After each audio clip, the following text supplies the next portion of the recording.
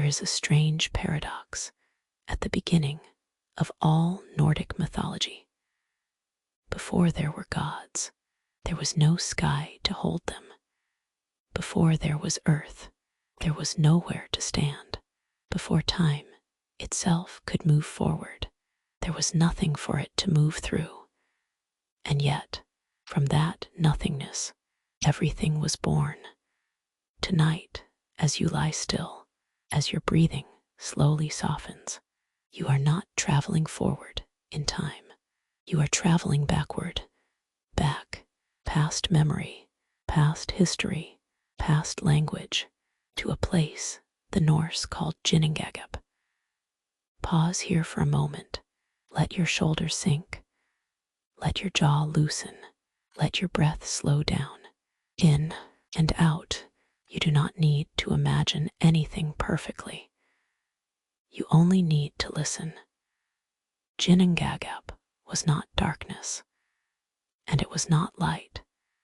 It was the space before both existed, a vast, endless emptiness, not empty in the way a room is empty, but empty in the way silence exists before the first sound. No direction, no distance, no up or down, just stillness. On one side of this great void lay Niflheim, a realm of deep cold, quiet mist, and frozen breath. On the other side lay Muspelheim, a realm of distant fire, slow-burning heat, and glowing embers. They did not touch, they did not collide. They simply existed, patiently, for longer than any mind could measure. And you are there now. You are floating, not falling, suspended between cold and warmth. You feel neither fear nor urgency, only calm awareness. This is where Nordic myth begins. Not with war, not with thunder, not with gods shouting their names, but with balance. Slowly, so slowly, it feels like nothing is happening at all. The cold breath of Niflheim drifted outward, and just as gently, the warmth of Muspelheim reached across the gap. Where they met, something impossible occurred. Ice did not shatter. Fire did not explode. Instead, the ice melted, drop by drop, not rushed, not violent. From the melting ice, a presence formed.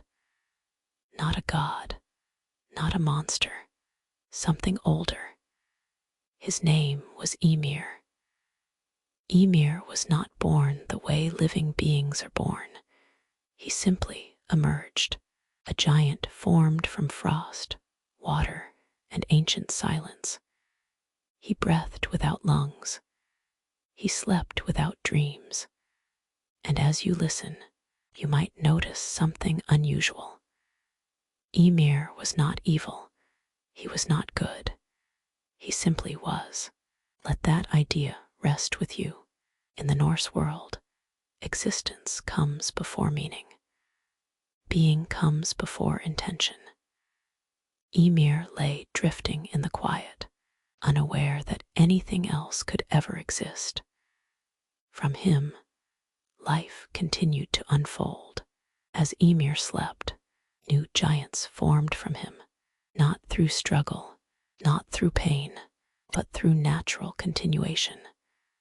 At the same time, the melting ice shaped something else. A great cow named Odhumla. She was calm, ancient, steady. From her flowed 4 rivers of milk, feeding Ymir, sustaining him in the endless quiet. Odhumla did not speak. She did not question. She simply nourished. And while she fed Ymir, she herself fed on something else. Salted ice. She licked the ice slowly, patiently, over long, unmeasured ages. With each gentle pass of her tongue, the ice changed. On the first day, nothing was clear. On the second, a shape appeared. On the third, a figure emerged fully. His name was Barry, the first god, not a ruler, not a king, simply the first to exist with awareness. And here, this is where the paradox deepens. Gods were not created to rule the universe.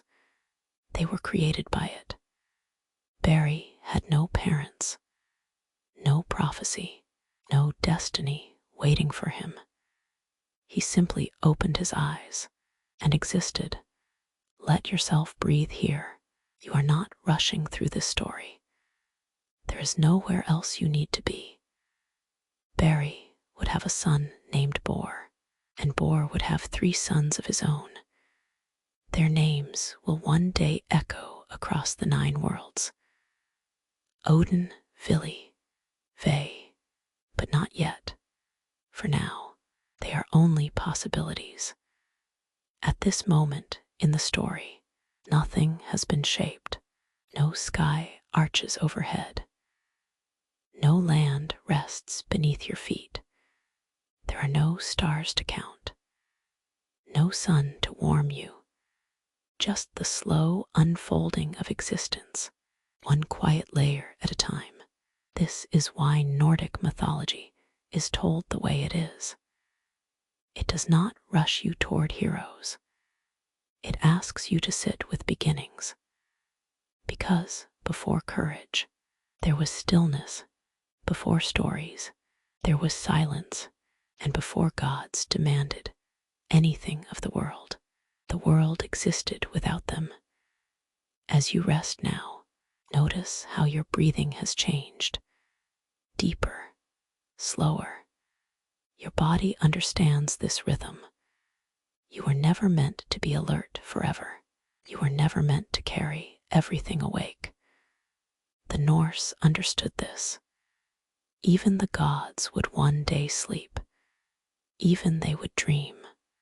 For now, rest here in Ginnungagap, between cold and warmth, between thought and sleep. Nothing is required of you. In the next part, the first great turning will come. Creation will demand a choice, and the quiet will begin to shift. But tonight, for now, you are safe, floating in the space. Before everything began, let the silence hold you. Let the story continue, only when you are ready. The universe does not change all at once. It changes slowly, almost politely, as if asking permission from silence before moving forward. You are still here, still floating in that ancient calm, where cold breath drifts from Niflheim and distant warmth glows from Muspelheim. Ymir still sleeps. Oddhumla still stands patiently, licking the salt from the frozen ice, unaware that each quiet motion shapes the future. And somewhere nearby, Barry exists, not ruling, not commanding, simply watching. Time as you know it does not exist yet.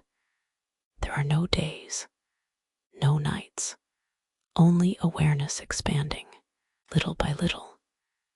Barry's son, Bor, comes into being without ceremony, and Bor, in time that cannot be measured, takes a giantess as his companion. From them, 3 sons are born. You do not hear their cries. You do not see their first movements. They emerge gently, as if the universe expected them. Odin, Vili, Ve, they are not kings. They are not warriors, not yet. They are simply aware. And awareness, once it exists, cannot remain passive forever. Pause here. Take a slow breath in and let it fall out naturally. These 3 brothers begin to notice something unsettling.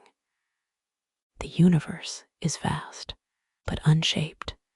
Ymir grows. The giants multiply. Existence spreads outward, without direction. Nothing is wrong, but nothing is ordered either. And this is the first true tension in Nordic mythology. Not good versus evil, but chaos versus meaning. Odin is the first to speak, not with words you would recognize, but with understanding. He senses that if existence continues this way, it will collapse under its own formlessness. Vili feels it too, the need for structure, for intention. Ve understands that awareness demands responsibility. And so, the first choice is made, not in anger, not in fear, but in acceptance. Ymir must end, so the world can begin. This is not a violent decision in the Norse mind. It is a necessary one, like pruning a tree, so it may grow stronger. As you rest, notice how calm this moment feels. There is no battle music here, no shouting gods, only inevitability. The brothers approach Ymir as he sleeps, vast, ancient, unaware, and when the moment comes, it is swift. Ymir's body yields, and from it, everything changes. You do not need to picture this clearly. Let it stay soft, symbolic, dreamlike from Ymir's flesh. The earth forms from his blood, the seas and rivers flow from his bones, the mountains rise from his teeth and shattered fragments. The stones scatter from his skull, the sky arches overhead. The universe finally has shape. And notice something important. Creation does not come from nothing. It comes from transformation. The Norse never believed the world was gentle, but they believed it was honest. As Odin, Vili, and Ve work, they are careful. They lift Ymir's skull and place it above, and from it the heavens curve. 4 dwarves are set at its corners to hold it steady. North, south, east, west. Direction now exists. Pause again. Feel how grounding this is. Direction brings rest. Structure brings safety. From sparks drifting out of Muspelheim, the brothers shape the stars. Not decorations, but markers, ways to measure time and find one's way home. Below the sky, the land settles, and in the center of it all, a protected space is formed. Midgard, the middle enclosure, a place meant not for gods, but for something yet to come. And here, the world feels strangely quiet again. Creation does not rush forward. It pauses, as if listening. The brothers walk the newly formed land. They see forests beginning to imagine themselves. They see waters flowing without knowing their paths. They see potential everywhere. And then they notice 2 shapes near the shore. Trees, one ash, one elm. Driftwood, really, carried by waves, left by chance. Odin stops. Vili watches. Ve understands. These are not humans yet. They are only forms. Empty, but ready. Odin steps forward and gives them breath. You might feel this moment strongly, because breath is life's quiet promise. Vili gives them movement and will, the ability to act, to choose. Ve gives them sight, hearing, and speech, awareness, connection, expression, and suddenly you exist. The first humans open their eyes, ask and embla. They are not kings. They are not heroes. They are simply alive. And the gods do not demand worship. They step back because humans were not created to serve the gods. They were created to experience the world. Let that idea settle into you. As you lie there, breathing, listening, you are part of this lineage, made not from perfection, but from intention.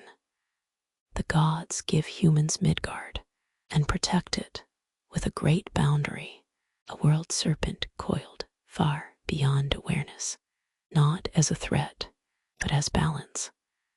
Everything in Norse myth exists to hold something else in place. Above Midgard, the gods establish Asgard, not heaven, not paradise, a working realm, a place of decisions, debate, and consequence. A bridge forms between worlds. Bifrost, a shimmering path, sometimes calm, sometimes burning. Not everyone may cross it, not everything should. And now, the 9 worlds exist. Not fully known, not fully explored, but real. As you rest here, notice how the universe feels fuller, yet still calm. There is no rush to action, no demand placed upon you. Nordic mythology understands something deeply human. Creation does not mean comfort, but comfort can exist within creation. Let your breathing slow again. You are not expected to remember every name. You are not expected to follow every detail. Your mind can drift while the story continues to carry you. The world has been shaped. Order has emerged from silence. And still, the night remains gentle. Rest here. Let the earth hold you. Let the sky stay lifted above you. Let the story settle into sleep. Nothing in the Norse world exists alone. Everything leans on something else, even the gods. As you rest now, notice how your body is supported. The surface beneath you, the air around you, the slow rhythm of your breath. Support is quiet. It rarely announces itself. And in the center of the Norse cosmos, there is a support so vast, so ancient, that even the gods do not control it. Its name is Yggdrasil. You do not see it all at once. No one ever does. You sense it first, as presence, a great ash tree, its roots stretching downward into darkness, its branches rising beyond sight, holding worlds the way your breath holds stillness. As you imagine it, gently, imperfectly, let the image stay soft. This is not a tree you must visualize clearly. It is a tree you feel. Yggdrasil is alive. Not alive in a fragile way, but alive in a patient one. It creaks slowly, not from weakness, but from age. At its highest branches, light gathers. At its deepest roots, cold and shadow rest. And between those extremes, existence unfolds. Pause here, breathe in slowly, and let the breath fall out on its own. The gods did not create Yggdrasil. They discovered it. They learned to live within its reach, to respect its rhythms, to listen when it groaned or trembled, because even gods, in Norse myth, are not above the structure of the universe. They are within it. The 9 worlds hang from Yggdrasil like quiet thoughts, each connected, each separate, each necessary. There is Asgard, home of the gods, structured, watchful, filled with long halls and steady firelight. There is Midgard, your world, protected, contained, balanced between forces beyond awareness. There is Vanaheim, land land of older gods, connected to growth, cycles, and nature's patience. There is Jotunheim, realm of giants, wide, untamed, neither evil nor gentle. There is Ulfheim, bright and light-filled, and Svartalfheim, deep and crafted in shadow. There is Niflheim, cold and misted, and Muspelheim, warm and burning, and beneath all of it, quietly, there is hell, not punishment, not torment, just rest, a place where life returns to stillness. Notice something important here. The Norse did not fear death the way later cultures would. They saw it as another realm, another room in the house of existence. As you lie listening, this understanding can soften something in you. Nothing is wasted. Nothing truly disappears. Everything moves. Along Yggdrasil's roots, 3 wells exist, and each well holds a different kind of knowing. At one root lies the well of Erd, fate, not fixed destiny, but unfolding consequence, the past, the present, the becoming. 3 beings tend this well, the Norns. They do not command fate, they do not judge, they observe and weave. Even the gods respect their work. At another root lies Mimir's well, deep, silent, heavy with wisdom. Knowledge here is not free, it costs something. And at the 3rd root, the cold waters of Virgilmere flow, feeding rivers, feeding worlds, feeding movement itself. Yggdrasil is not peaceful all the time. Creatures move across it. A great eagle watches from its highest branches. A serpent gnaws quietly at its roots. Messages are carried. Conflict exists. Tension never disappears. And still, the tree stands, because endurance, not perfection, is the Norse ideal. Let that settle into you. You do not need to be flawless. You only need to endure. Gently, honestly, in Asgard, the gods gather, not on thrones of absolute power, but around fires, in halls meant for conversation. Odin listens more than he speaks. Thor laughs more than he threatens. Frigg watches, seeing patterns others miss. They are not distant beings. They worry, they argue, they prepare. Because unlike many mythologies, the Norse gods know something unsettling. The universe is not eternal.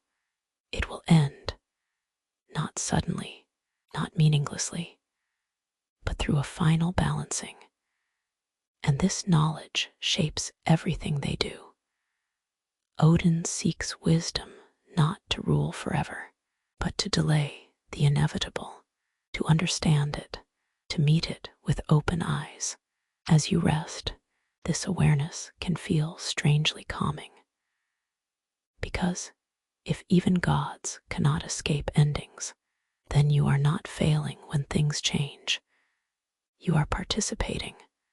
Night deepens. Yggdrasil hums quietly, leaves rustle in realms you will never see.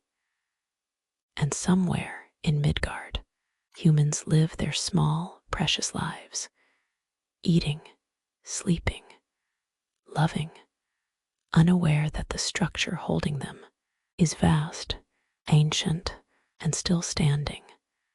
You are part of this world tree, not as a burden, but as a presence. Your breath, your rest, your stillness, all belong. Let your body sink a little deeper now. Let the story continue to hold you without effort. Nothing is required.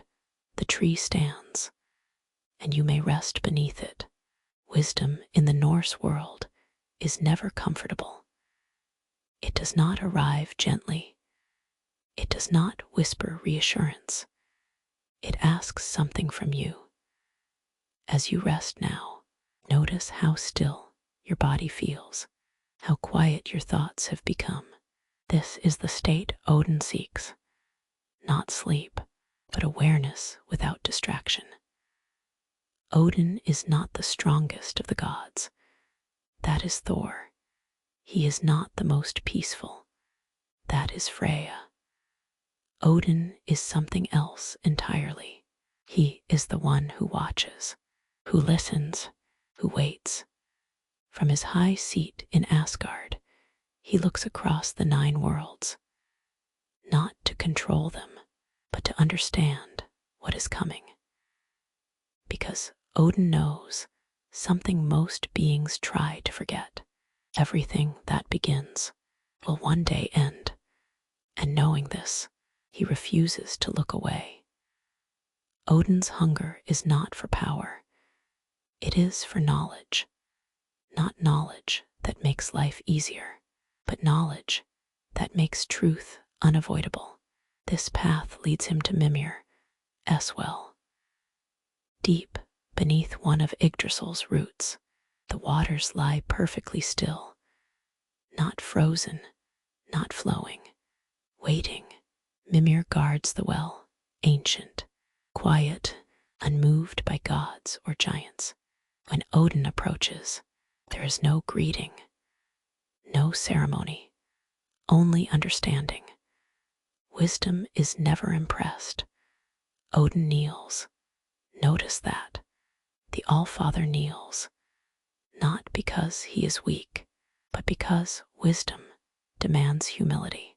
He asks for a drink from the well. Mimir does not refuse, but he does not offer it freely. Everything of value has a cost. The price is not gold, not loyalty, not sacrifice of others. The price is vision. Odin understands immediately. He removes one eye, slowly, without hesitation, and places it into the well. There is no scream here, no drama, only resolve. As the waters close around the eye, Odin drinks, and the knowledge enters him, not all at once, not kindly. He sees beginnings and endings. He sees patterns repeating across time.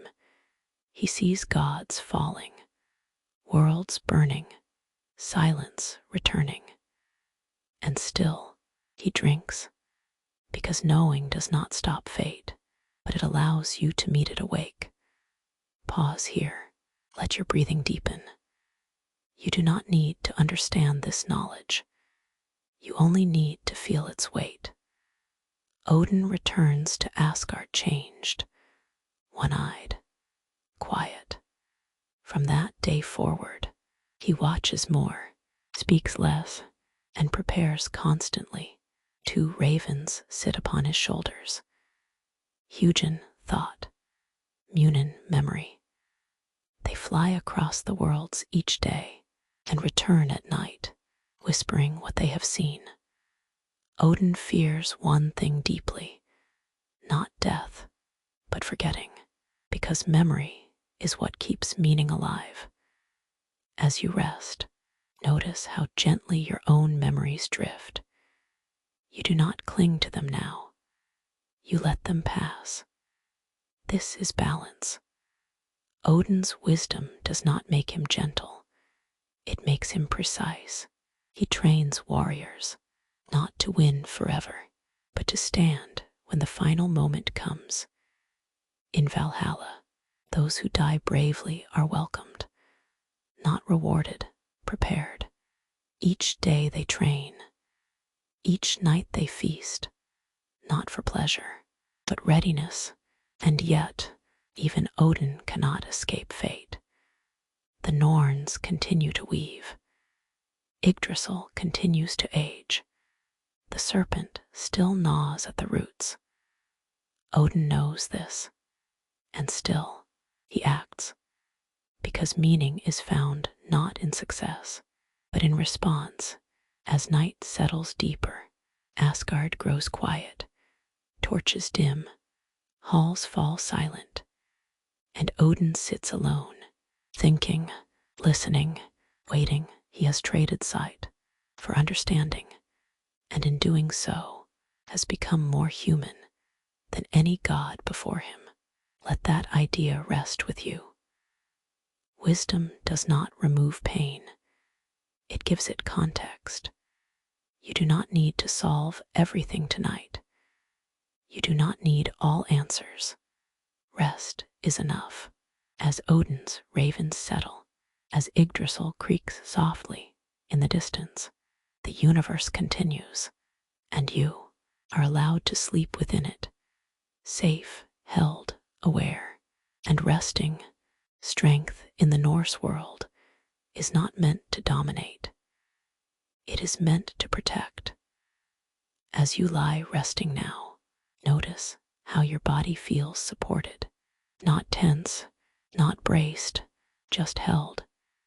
This is the kind of strength Thor represents. Thor is not subtle. He does not sit and watch like Odin. He does not weave quietly like the Norns.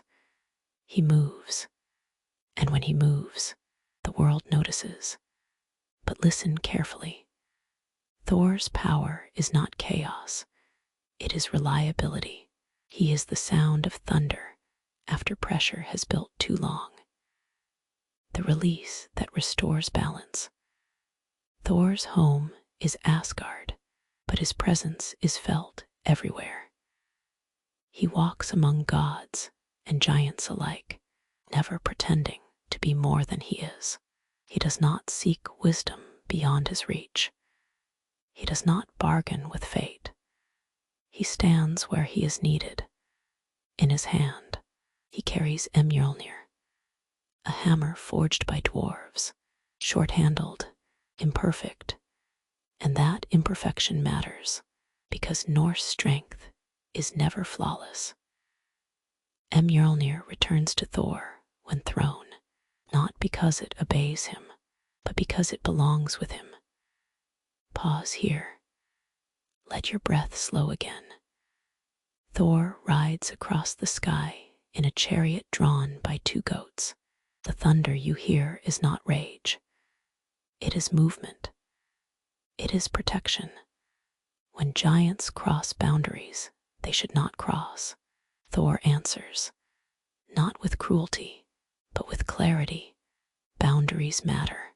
In Midgard, humans pray not for dominance, but for safety, for storms to pass, for crops to survive, for chaos to remain at a distance.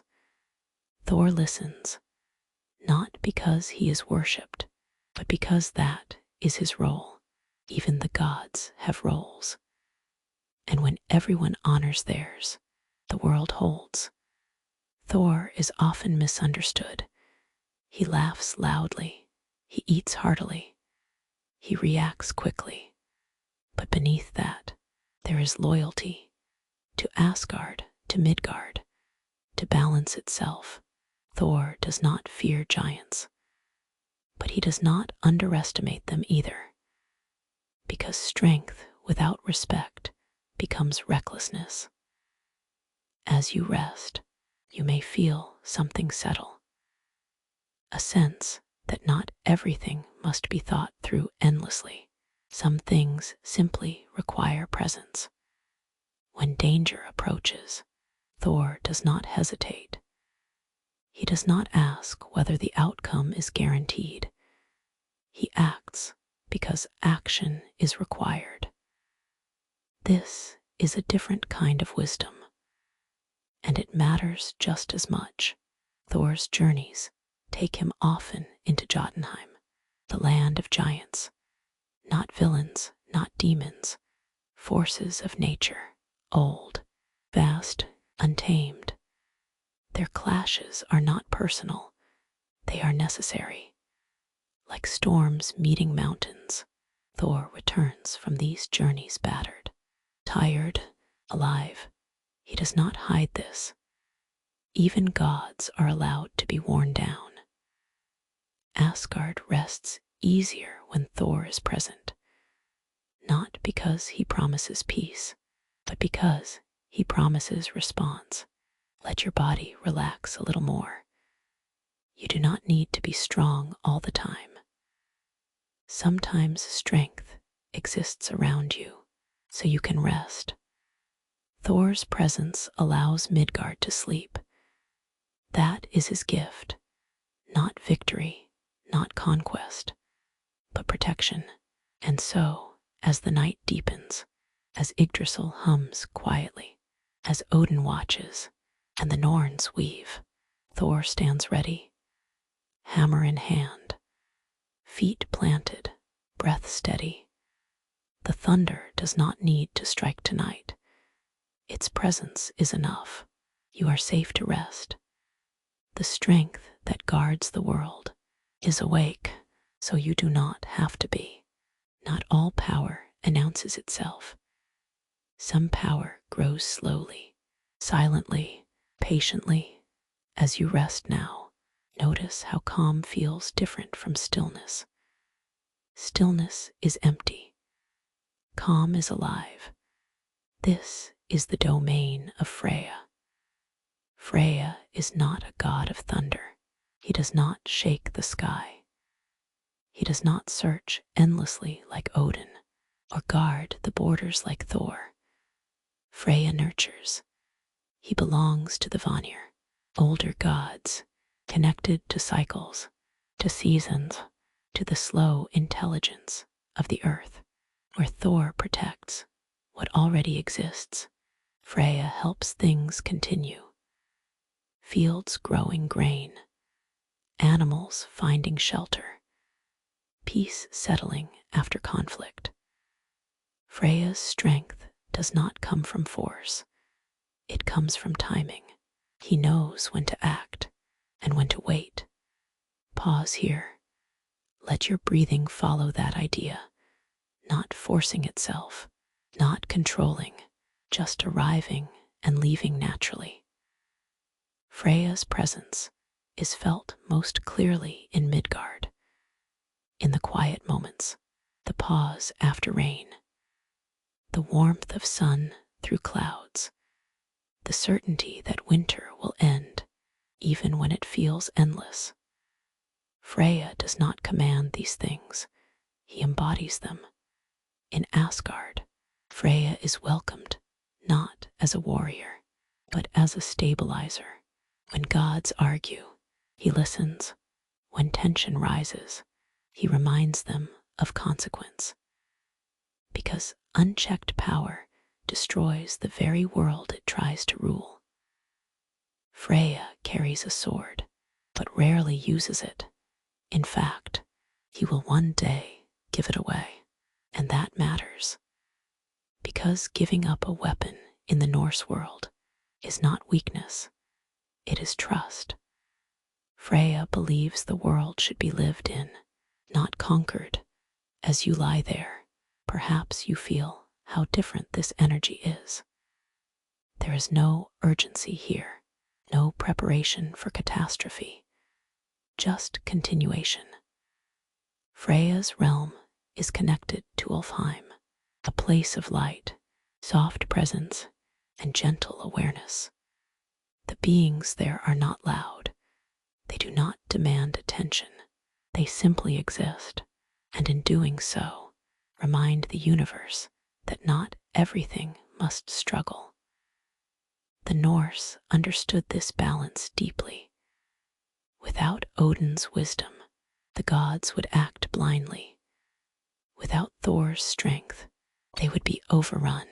Without Freya's calm, they would destroy themselves. Every force needs a counterweight, and so do you. You do not need to be vigilant every moment. Growth happens when attention relaxes. Freya teaches this without words. In stories, he is often described smiling. Not because everything is perfect, but because perfection is unnecessary. Life continues despite imperfection. Pause again. Feel how your body sinks a little deeper now. The idea of growth without struggle is soothing. Freya's gift to the world is peace, but not permanent peace, temporary peace, the kind that allows rest, repair, renewal, the kind you are experiencing right now. Night continues. Yggdrasil breathes slowly. The worlds turn, not rushing toward their end, but moving through their purpose. Freya remains present, not guarding, not seeking, allowing. And as you listen, this permission extends to you. You do not have to fix anything tonight. You do not have to plan tomorrow. You are allowed to rest inside the cycle. Growth will continue, with or without effort. Sleep is not absence. It is participation. And in this quiet, under Freya's calm influence, your breathing deepens, your thoughts loosen. The world continues, gently, patiently, without demanding anything more from you. Not all danger arrives as force. Some danger arrives as possibility. As you rest now, notice how your thoughts drift. Ideas appear, shift, fade. This is where Loki exists. Loki is not the strongest god. He is not the wisest. He is not the calmest. He is the most flexible, born of giants, living among gods, never fully belonging to either. And that tension matters. Loki does not break the world. He bends it. He questions rules others accept. He finds cracks where certainty has settled too firmly. Sometimes this saves the gods. Sometimes it endangers everything. Loki's mind moves faster than consequence, not out of cruelty, but curiosity. He wonders what will happen if something changes. As you lie listening, this energy may feel familiar. The thought you almost followed, the impulse you almost acted on. Loki does not push, he tempts, and temptation is simply choice arriving early. Loki can change form, not as a trick, but as expression. In Norse myth, identity is not fixed, it adapts. Loki becomes what is required in the moment. Sometimes this saves lives. Sometimes it creates problems no one asked for. And yet, the gods keep him close, because chaos completely rejected becomes uncontrollable. Odin understands this. Structure must be tested, or it becomes brittle. Thor distrusts Loki, but relies on him more than he admits. Many of Asgard's greatest treasures exist because Loki caused trouble and then had to fix it. The hammer Mjolnir, Odin's spear, Freya's gifts, creation and disruption are intertwined.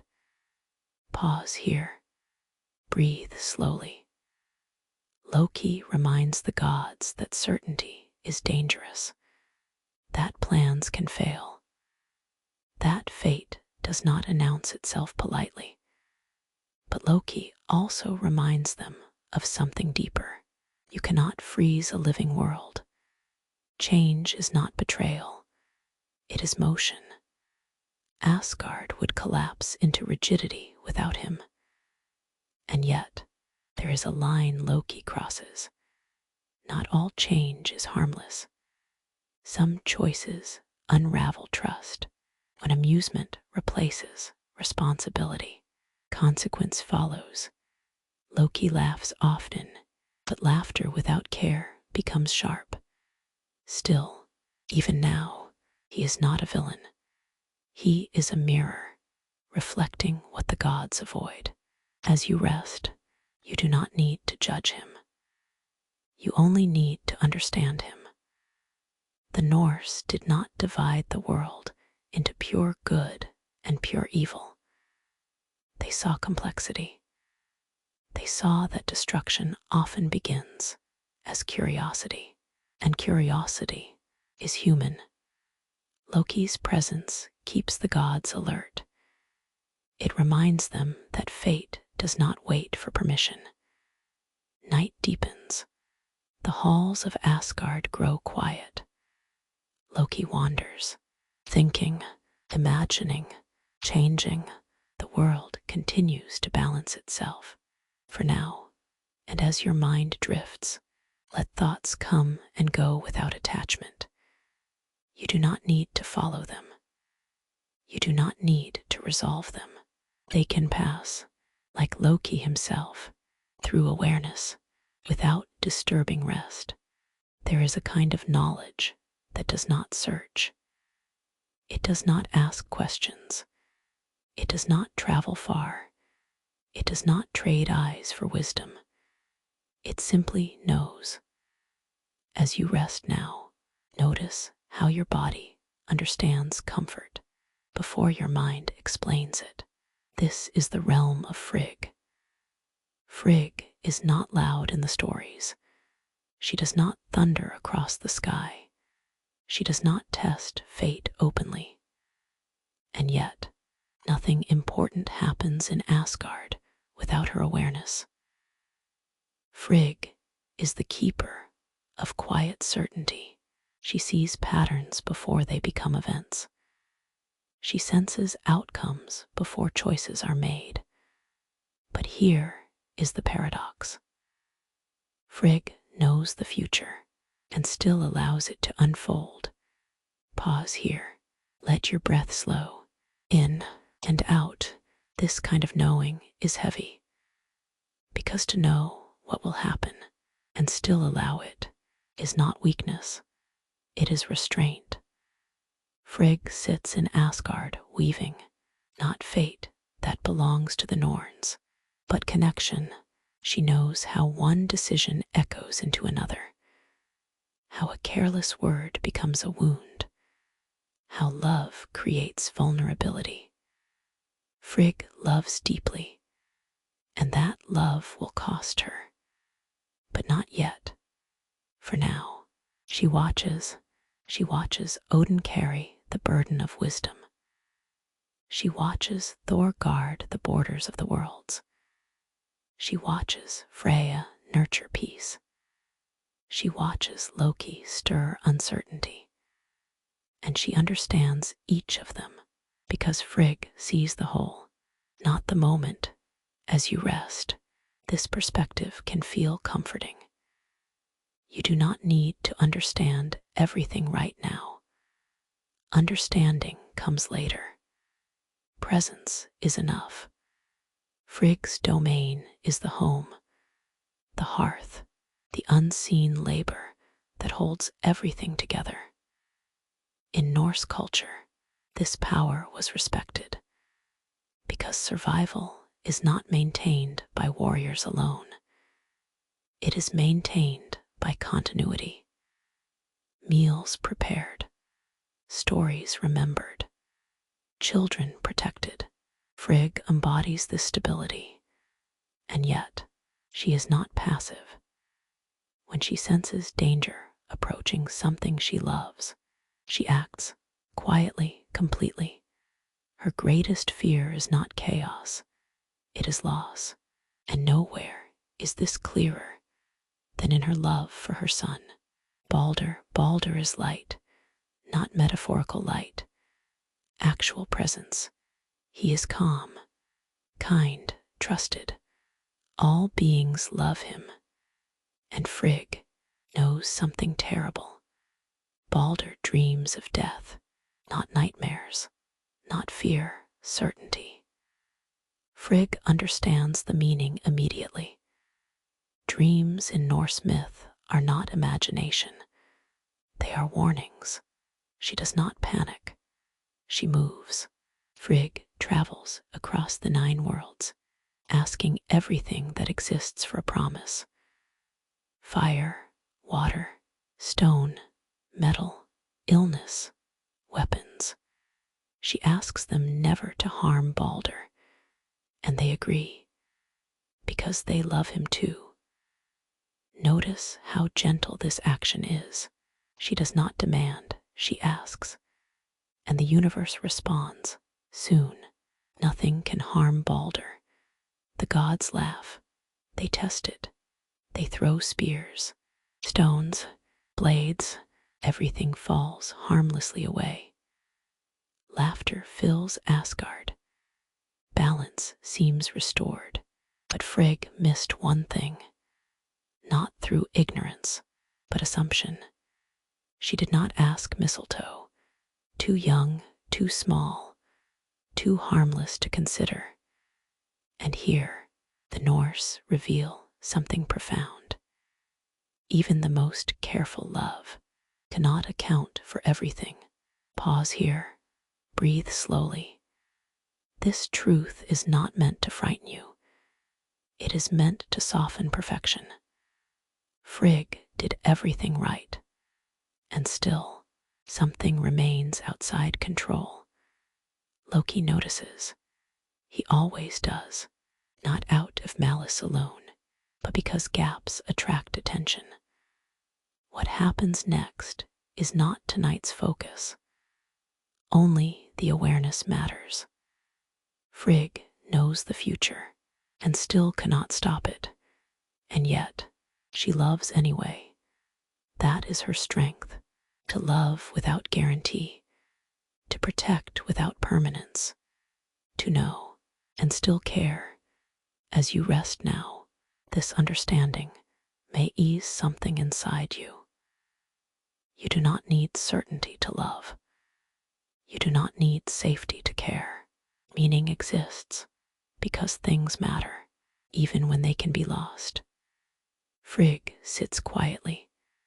The halls of Asgard glow softly. The gods laugh, unaware of what approaches. And Frigg knows she does not cry. She does not shout, she breathes and waits, because some knowledge cannot be acted upon. It can only be carried. Let your body rest deeper now. The weight you feel is not fear. It is tenderness. And tenderness is safe to sleep with. The night continues, and Frigg remains, watching, holding, knowing without speaking. There are moments when the world changes, without noise, no thunder, no warning, no time to prepare. As you rest now, notice how silence can feel heavier than sound. This is where the story has arrived. Balder is still loved by all, still gentle, still calm. Light follows him wherever he moves, not as brightness, but as reassurance. In Asgard, laughter has become familiar again. The gods test Balder's invulnerability as if it were a game. They throw stones, they loose arrows, they strike with blades. Nothing harms him. Everything falls away. And this laughter is not cruel, it is relief. For a moment, it feels as though fate has been delayed. Frigg watches. She does not laugh, not because she is afraid, but because knowledge has weight. She stands apart, hands folded, breathing evenly. She knows the world is not finished asking for balance. Pause here. Let your breath move slowly, without control, without effort. Loki watches too, from the edge. He notices what others overlook. He sees confidence hardening into certainty. And certainty always creates a blind spot.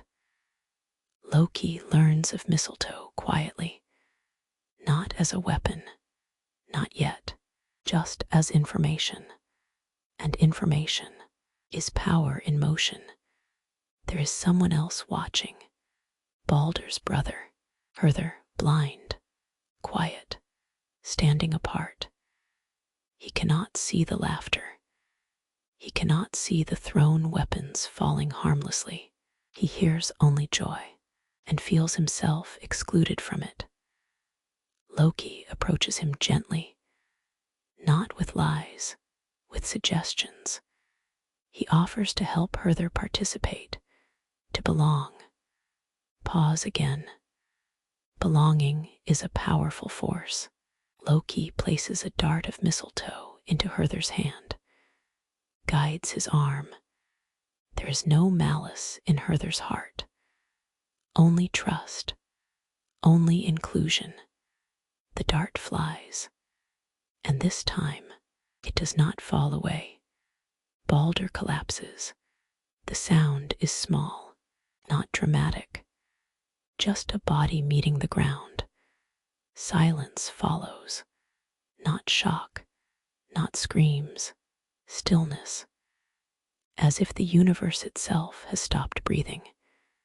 As you lie listening, notice how your own body responds. This moment is not meant to startle you. It is meant to be felt. Slowly, gently. The gods do not understand at first. They wait for Baldur to rise. He does not. Frigg moves forward, not running, not shouting, knowing.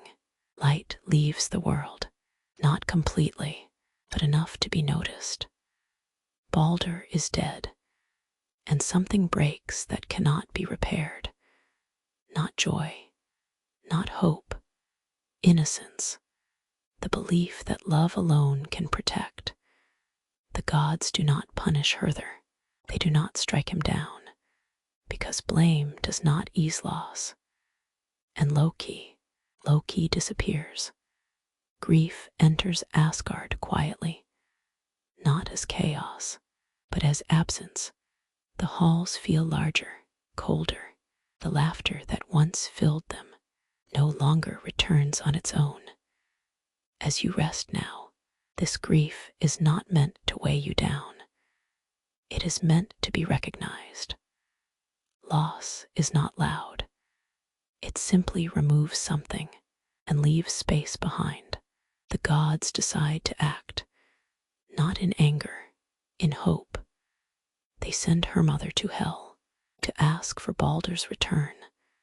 A journey is made, downward, through shadow, into stillness. Hell listens, not cruel, not merciful, balanced. She agrees. Baldur may return if everything weeps for him.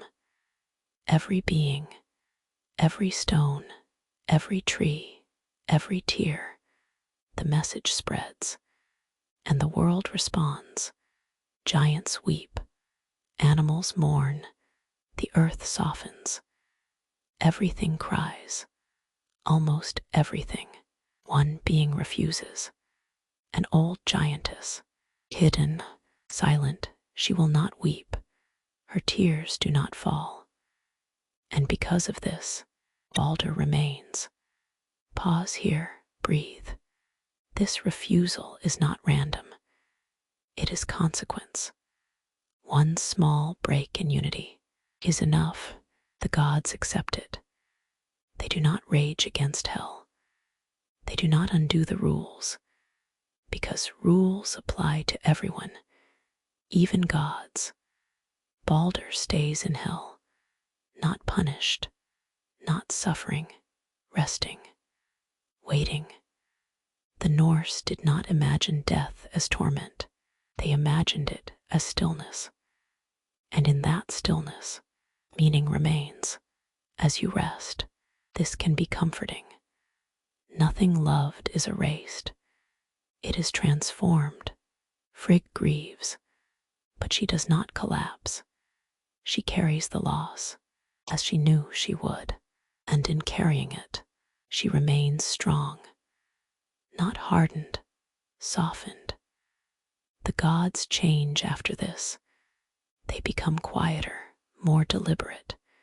They prepare more carefully, because now they know something for certain. The end is not theoretical. It has touched them, and still, life continues. Thor guards, Odin watches, Freyr nurtures. The world does not stop because something precious is lost. It moves differently. As you lie here now, allow this understanding to settle. Grief does not mean failure. Loss does not erase meaning. The light that left the world once existed, and because it existed, it mattered. That is enough. Let your breathing deepen. The story does not rush forward. It rests here with you in quiet acceptance, in gentle continuation. The night holds this moment, and you are safe within it. After light leaves the world, sound changes. Laughter no longer rises easily. Footsteps echo longer in the halls of Asgard. Even Yggdrasil seems to creak more slowly, as if carrying added weight. As you rest now, notice how your breathing responds to stillness. Not fear, not tension, just awareness. This is what follows loss. The gods do not collapse, they adjust. And with adjustment comes reckoning, because Baldur's death did not happen in isolation. It happened through choice, through neglect, through a crack no one believed could matter. And that crack has a name, Loki. For a time, he hides, not running in panic, not fleeing in guilt, observing, because Loki understands something deeply. The moment innocence breaks, accountability follows. The gods find him eventually, not through rage, but through patience. Odin does not shout. Thor does not strike immediately. They already know this cannot be undone. What remains is containment. Pause here. Let your shoulders sink.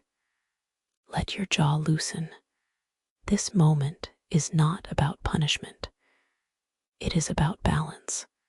The Norse did not believe chaos should be destroyed. They believed it should be bound. Loki is taken to a cavern, deep, isolated. Still, there are no crowds, no spectacle, only consequence. The gods bind him with chains, forged not from iron, but from impossible things. The sound of a cat's footsteps, the breath of a fish, the roots of mountains, things that cannot be held until they are. This matters because chaos cannot be restrained with ordinary force. It requires imagination. Loki does not fight. He understands. In Norse myth, acceptance is not surrender. It is clarity. Above him, a serpent is placed. Venom drips slowly, endlessly. Pain is not constant. It arrives, and passes, and returns. Loki's wife, Sigyn, stays. She holds a bowl, catching the venom. This is important. Even in punishment, there is loyalty. Even in consequence, there is care. When the bowl fills, she must turn away to empty it.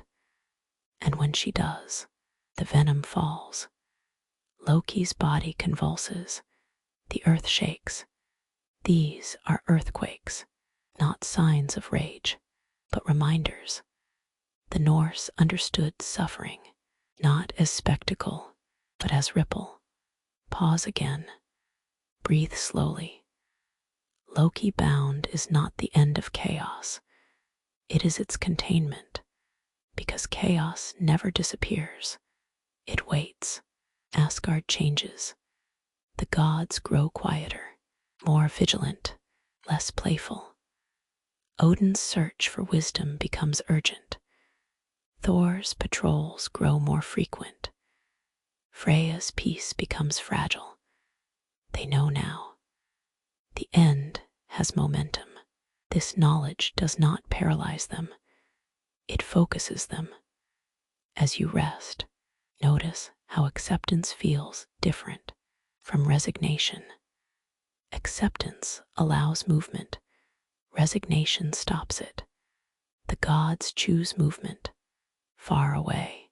In hell, Balder rests, not suffering, not dreaming, present, but absent. And because he rests there, Hell herself becomes important. She is no villain. She is balance, half living, half still. She holds what must be held until the time is right.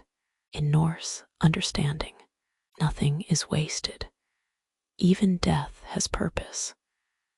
The binding of Loki does not bring relief. It brings clarity. The gods begin to see the pattern. Winter will deepen. Brother will turn against brother. Trust will thin. These are not curses. They are consequences unfolding. The Norns continue weaving. They do not rush. Fate does not need urgency. It only needs time. As you lie listening, this perspective may feel heavy. But notice something subtle. Even now, the world continues. Midgard breathes. People live their small lives. Children are born. Fires are lit. Stories are told. The Norse never believed apocalypse erased daily life. It approaches, while life continues. This is deeply human. You do not stop living because you know change will come. You live more carefully, more honestly. The gods know now that Ragnarok is not a surprise. It is a direction. But direction does not dictate behavior. Choice still exists. Thor trains harder, not to survive forever, but to stand when it matters. Odin gathers warriors, not to win, but to meet the inevitable awake. Freya holds peace where he can, knowing it will not last, and valuing it more because of that. And Loki waits, bound, aware, listening, not plotting constantly, understanding, because even chaos has its role in the final balance. Pause here. Feel how the story is no longer rushing. It is settling. This part of the myth is not loud. It is preparatory, like the stillness before deep sleep. The world has lost innocence, but gained awareness, and awareness changes everything. As night deepens, Asgard does not panic. Torches burn steadily, halls remain standing, because the gods do not fear the end. They respect it. As you rest now, this can be grounding. Endings do not rush at you. They approach gradually, giving you time to adjust. Nothing is demanded of you tonight. You are not being tested. You are simply being held inside a story that understands that even gods must face consequence and still continue. Let your breathing slow further. The venom drips. The bowl fills. The earth trembles and settles. The universe continues to prepare. Quietly. Change does not always arrive as fire. Sometimes it arrives as cold. As you rest now, notice how your body responds to the idea of warmth, how stillness deepens when the world feels quiet. This is how the Norse imagined the beginning of the end, not with destruction, but with absence. The Fimbulwinter begins, 3 winters in a row, no summers between them, no gentle thaw. Snow falls and does not leave. Wind sharpens. Days shorten. Night stretches longer than memory. This is not punishment. It is preparation. In Midgard, people feel it first. Crops fail. Paths disappear beneath ice. Voices become fewer. Families draw closer or drift apart because hardship reveals what comfort hides. Pause here. Let your breathing slow, as if conserving warmth. In Norse understanding, winter is not evil. It is clarifying. When survival becomes uncertain, truth surfaces. Brother turns against brother, not from cruelty, but desperation. Old promises break. New ones form quickly, and just as quickly dissolve. This is not chaos. It is exposure. As you lie listening, you may feel something resonate. Hard times do not create who we are. They reveal it. In Asgard, the gods watch, not helplessly, attentively. Odin sees the signs he has long prepared for. He does not argue with fate now. He organizes. He strengthens bonds where he can and accepts where he cannot. Thor walks more often among Midgard, not as a savior, as a presence. Thunder does not always strike. Sometimes it simply reassures. Freya's gifts weaken. Growth slows. Fields lie frozen. And Freya understands this too. Even peace has seasons, and winter is not the season of abundance. It is the season of endurance. As you rest, this understanding can be soothing. You are not required to bloom constantly. Some seasons ask only that you remain. Yggdrasil groans beneath the cold. Ice creeps along its roots. Creatures move restlessly. The serpent beneath Midgard stirs. Slowly, inevitably, in Jotunheim, giants feel the shift. Not fear, anticipation. They have waited through ages. For them, the long winter is not threat. It is signal.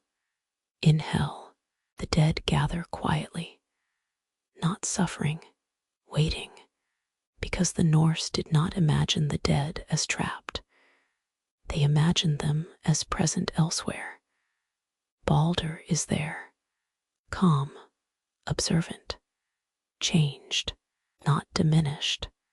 As the winters continue, something subtle happens. Trust thins. Words carry less weight. Promises break faster. Not because people are worse, but because scarcity removes illusion. When warmth is rare, generosity becomes visible. When food is scarce, kindness becomes choice. Pause again. Breathe. This story is not meant to alarm you. It is meant to slow you, to remind you that endurance is quiet. In Asgard, the gods gather more frequently, not to panic, to remember. They speak of what was and what remains worth defending. Not land, not power, meaning. Thor sharpens his readiness, not for glory, for responsibility. Odin prepares his warriors, not with promises of survival, but with honesty. He tells them the truth. They may fall. They accept it. Because courage is not belief in victory. It is willingness to stand. Loki remains bound, but the world's tension increases. Each tremor carries farther. Each shake feels heavier. Chaos does not act yet. It waits for alignment. because endings require cooperation. As the third winter deepens, the sun and moon behave strangely. They seem chaste, hurried, never quite safe. Wolves run in the sky, not monsters, forces. Predators do not hate light, they pursue it, because pursuit is their nature. Night grows long, day feels fragile, and yet life continues. Children are born into cold, fires are lit carefully, stories are told with urgency, because memory becomes precious. As you rest now, this can feel intimate. Stories survive winter. They keep warmth alive when the world feels narrow. The Norse told these stories not to frighten, but to prepare, because the end was never meant to erase meaning. It was meant to test it. In Asgard, the gods feel no panic. They feel gravity. This is the difference. Panic scatters. Gravity gathers. They know what is coming. And still, they choose how to meet it. Freyr gives what peace he can. Thor stands where danger approaches. Odin watches, not for escape, but for understanding. And Frigg holds grief quietly. She has already lost Balder. She knows what endings take, and still she remains, because love does not disappear. When the future is dark, it deepens. Pause here. Let your body soften. The long winter does not demand action from you. It asks patience. It asks rest. It asks conservation of energy. This is not the night of battle. It is the night before. And nights before are meant for stillness. Yggdrasil stands, cracked, burdened, enduring. The worlds remain connected. Even now, even as cold tightens its grip, even as certainty dissolves. The Norse believed something quietly powerful. That survival is not loud. It is steady. As you lie here, you are participating in this rhythm. Not fighting, not fleeing, resting. The long winter continues. Snow falls. Fires burn low. Breaths slow. And the world holds itself together, not with force, but with patience. Let that patience hold you now. You do not need to prepare for anything tonight. You do not need to solve the ending. You are allowed to rest inside the waiting. The winter passes through the world, and you remain warm enough, still enough, safe enough to sleep. Endings rarely arrive suddenly. They gather, they wait, they listen for alignment. As you rest now, notice how your breathing deepens when nothing is being asked of you. This is the calm before movement becomes unavoidable. The long winter loosens its grip, not because warmth returns, but because tension can no longer remain still. Something shifts. The sky changes, not color, but behavior. The sun no longer rises confidently. The moon no longer lingers. They move as if chased, and they are. The wolves that have followed them for ages finally close the distance. Light is swallowed, not destroyed, covered. Day does not vanish forever, but it no longer governs the world. Darkness spreads, not as fear, but as inevitability. Pause here, breathe slowly. This darkness is not malevolent.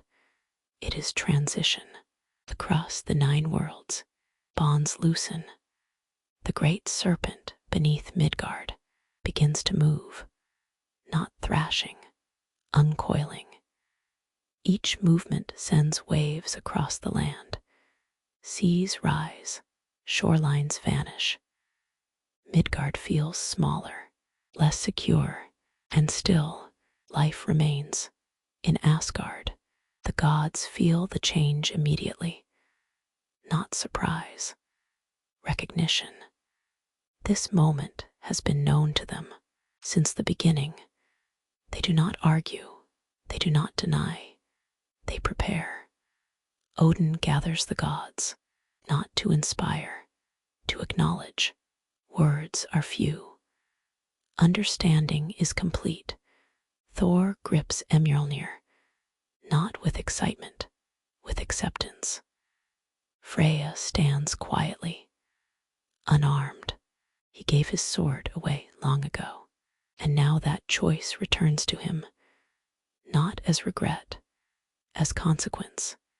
In hell, the dead stir, not restlessly, attentively, because this moment includes them too. Balder remains there, not absent, but waiting, because his role is not here. Yet, the gates of restraint open. Loki breaks free, not violently, not triumphantly, because bindings do not fail randomly. They fail when the time has come. Loki does not laugh. He does not celebrate. He steps forward, aware, focused. Chaos no longer questions. It moves. Giants gather, not as villains, as forces fulfilling their nature. Fire rises from Muspelheim. Ice advances from Niflheim. Opposites meet, not to cancel each other, but to collide. Yggdrasil trembles, not collapsing, enduring. As you rest now, notice how the story remains steady. No panic, no rush. The Norse did not imagine this as frenzy.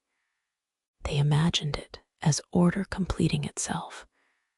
The bridge between worlds shatters, not accidentally, because it was never meant to carry everything forever. Asgard opens, not invaded, entered. This is not a siege. It is convergence. Thor meets the serpent. They recognize each other. Old enemies, necessary opposites. Their clash shakes existence.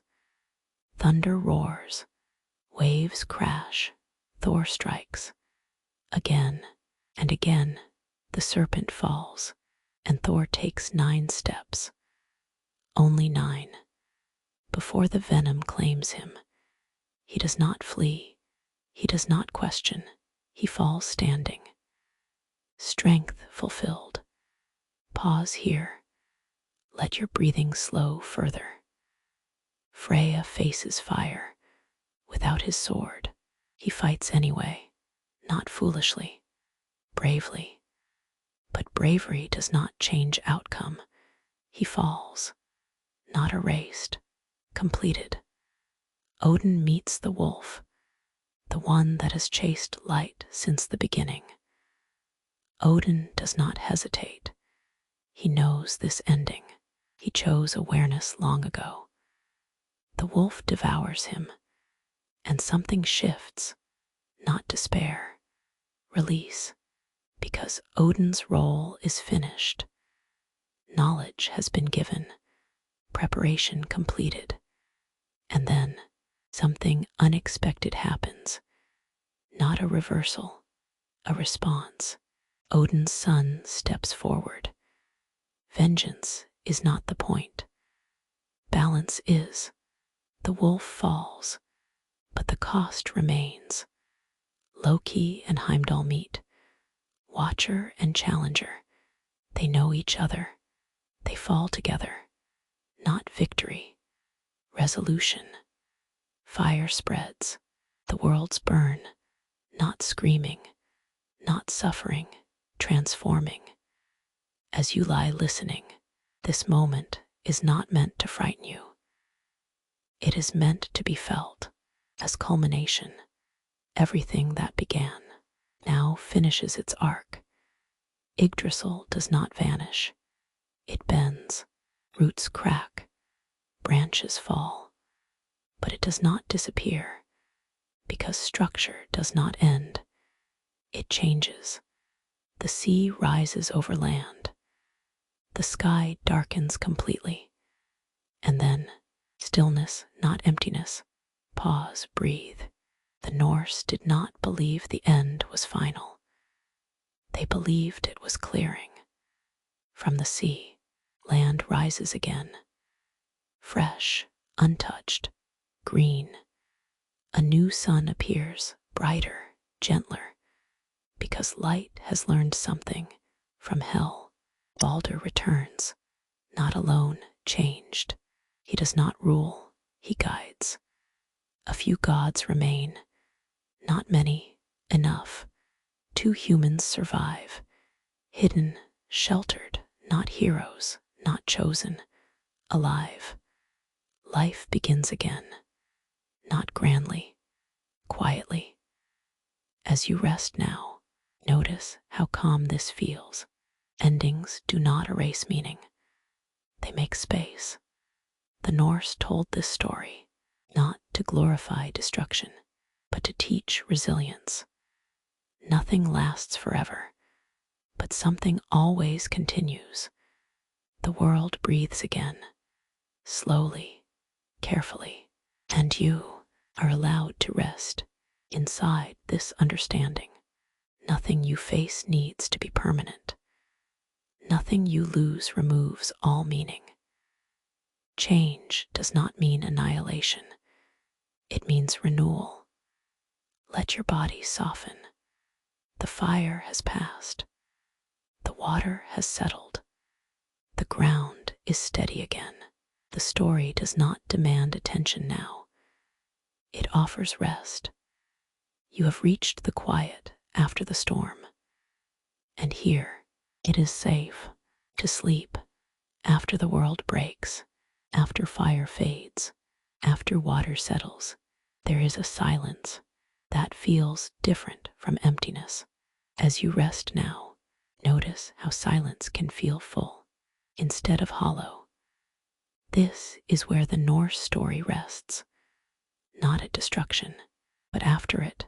The sea has withdrawn, slowly, patiently, as if returning what it borrowed. Land rises again, not scarred, not ruined, new. Green shoots break through dark soil. Grass spreads where ash once lay. The air feels lighter, not innocent, but calm. This is not the same world as before, and it is not meant to be. The Norse never imagined renewal as a reset. They imagined it as remembered continuation. Pause here. Let your breathing soften. Longer exhales, gentler pauses.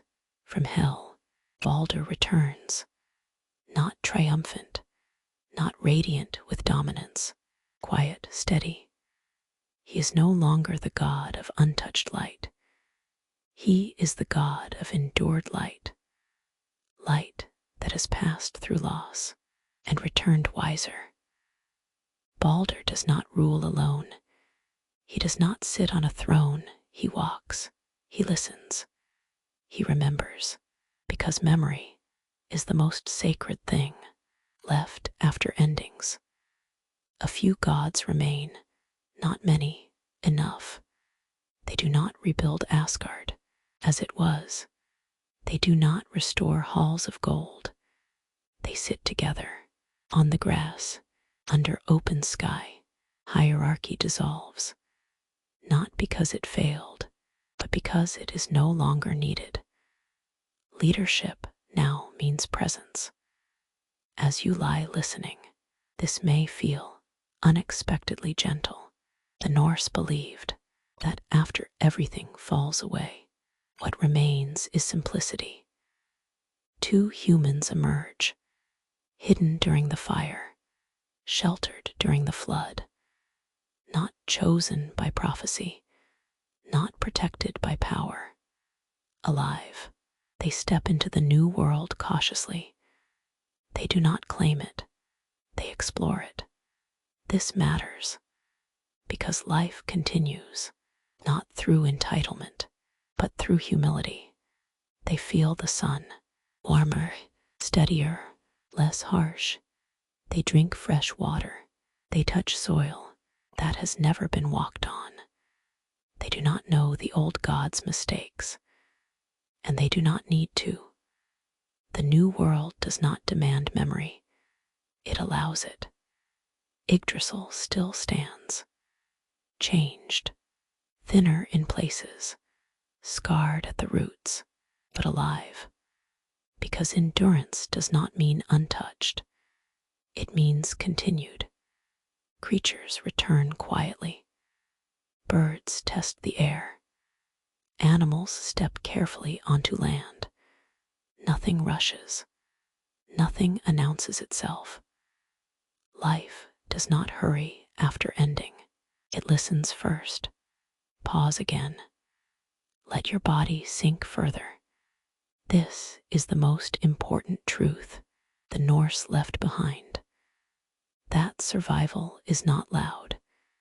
It does not shout victory. It whispers permission. The gods do not interfere. They do not shape this new world aggressively. They allow it to grow, because control was part of what ended. Wisdom now lies in restraint. Balder speaks rarely. When he does, it is not instruction. It is reflection. He carries memory of hell, not as sorrow, but as depth. He understands what endings take and what they give back. Light now exists, with shadow included, and this makes it gentler. The Norse believed this new world would be better, not because it was perfect, but because it remembered. As you rest, this idea may ease something inside you. You do not need to erase what hurt. You do not need to forget what ended. You carry it forward. Changed, that is enough. The sun sets in this new world, not chased, not threatened. It sets slowly, as if confident it will rise again. Night arrives, not as danger, but as rest. Fire is lit by human hands. Small, controlled, shared, not stolen from gods. Earned, the gods watch and do not intervene, because this world is not theirs. It never was. They were caretakers. Now they are witnesses. This is the quiet victory of Norse mythology. Not dominance, not survival at all costs, but continuation with awareness. As you lie here, breathing slowly, this story has come full circle, from nothing to creation, to loss, to renewal, and through it all, existence remains honest, not kind, not cruel, truthful. You are part of this rhythm, not as a hero, not as a god, as a living being, allowed to rest between cycles. The new world does not ask for perfection. It asks presence. It asks care. It asks patience. And tonight, nothing more is required. Let your breathing deepen again. The story settles. The earth holds. The sky remains. And you are safe to sleep inside the quiet that follows survival. The new world does not rush forward. It breathes. As you rest now, notice how your own breath moves. Without instruction, without effort, this is how life continues. After everything has changed, the land settles into itself. Rivers find paths that were never carved before. Mountains rise gently, not jagged, not hostile, The sky feels wider, not because it grew, but because fear has loosened its hold. In this world, storms still come, but they pass. Winter still returns, but it leaves. Nothing stays forever now, not even endings. Balder walks among the fields, not as a ruler, as a presence. Those who see him do not bow. They pause, because something about him feels familiar, as if he carries the memory of every quiet moment that came before. He speaks rarely. When he does, it is not prophecy. It is understanding. He reminds those who listen that light is not absence of darkness. It is coexistence with it. This is wisdom earned, not granted. The remaining gods gather sometimes, not in halls, under open sky. They speak of what was lost, without regret, because regret implies mistake, and the Norse never believed existence made mistakes, only transitions. Thor is gone, but thunder still exists, not as weapon, as reminder. Strength does not disappear, it changes form.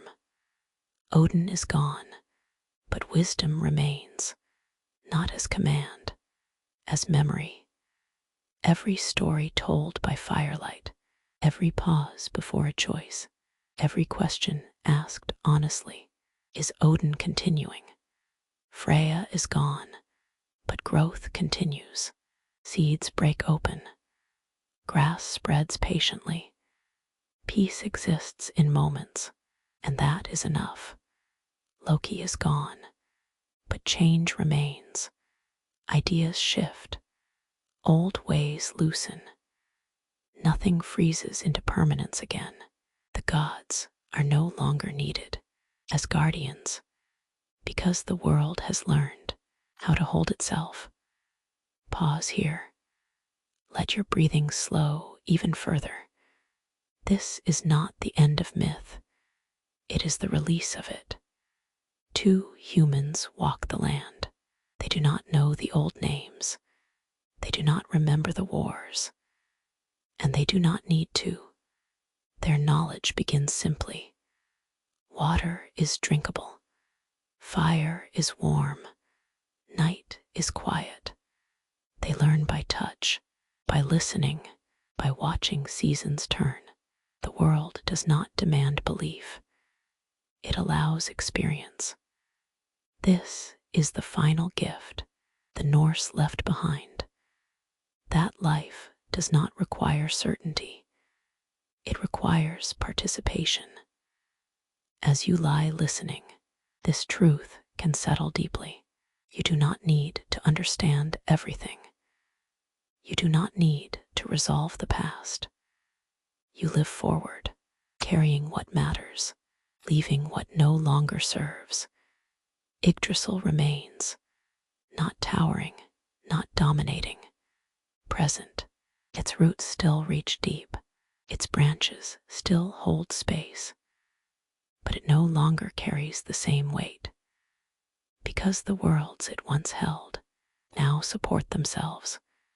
This is maturity, not independence. Interdependence. Creatures move freely between realms now, not bound by fear, not divided by myth. The universe feels quieter, not empty, balanced. The Norse believed that the greatest victory was not survival, but continuation without repetition. As you rest, notice how your body understands this. You are not the same as you were before sleep, and you do not need to be. Night deepens. Stars appear, not as warnings, as markers, ways to navigate, not commands to follow. A fire burns low. Stories are told softly, not to preserve fear, but to preserve meaning. This is how myth ends, not with instruction, with permission. Permission to live gently, permission to rest, permission to let go of urgency. The world no longer needs gods to explain it. It needs presence. And tonight, presence is all you are asked to bring. Your breathing slows, your thoughts drift.